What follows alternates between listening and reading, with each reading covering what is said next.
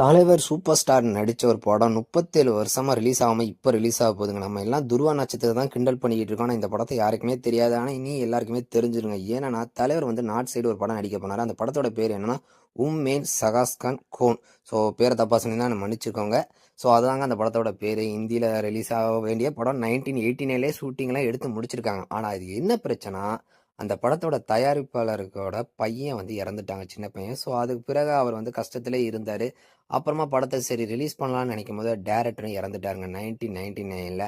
So அந்த படம் அப்படியே வச்சிருந்து இப்போ வந்து அந்த படத்தை வந்து இன்னைக்கு காலத்துக்கு என்னென்ன டெக்னாலஜி இருக்கோ அது அனைத்தும் வச்சு அந்த படத்தை ரெடி பண்ணிட்டு இருக்காங்க. ஒரு 5 வருஷமாக ரெடி பண்ணிட்டு இருந்தாலும் சைலண்டாக இப்போ அந்த படத்தை ரிலீஸ் பண்ணலாம் அப்படின்னு முடிவுக்கே வந்திருக்காங்க. ஸோ அந்த படத்தோட கேஸ்டிங்லாம் பார்த்தீங்கன்னா எல்லாருக்குமே சூப்பர் ஸ்டார் தான், பிராண்டாக எல்லாருமே ப்ரொமோட் பண்ணி ஆகணும். அப்புறமா ஏமா மாலினி கண்டிப்பாக எல்லாருக்குமே ஓரளவு தெரிஞ்சிருக்கும். அதுக்கடுத்து எனக்கு அவ்வளோவா பெருசாக யாருமே தெரியாதுங்க. ஆனால் அந்த படத்துக்கு பாட்டெல்லாம் வந்து இந்த காலத்துக்கு எப்படி தேவையோ அது மாதிரி இருக்கா, ஏஐலாம் நிறைய யூஸ் பண்ணியிருக்காங்களா, ஆனால் கதை அந்த காலத்திலேயே ஒரு டெக்னாலஜியான கேமராலாம் ஷூட் பண்ணியிருக்கேன்னு அந்த ப்ரொடியூசர் சொல்லியிருக்காங்க.